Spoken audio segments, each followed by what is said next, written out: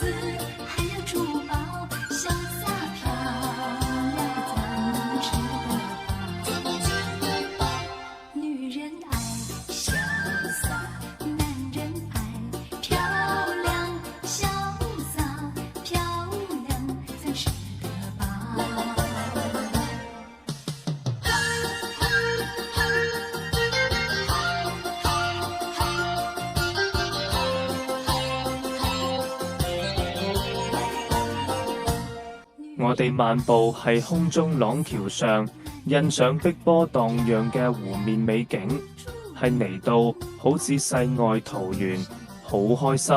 美中不足係公園冇麼休息區，坐凳也好少，想唞下也只能坐喺地下。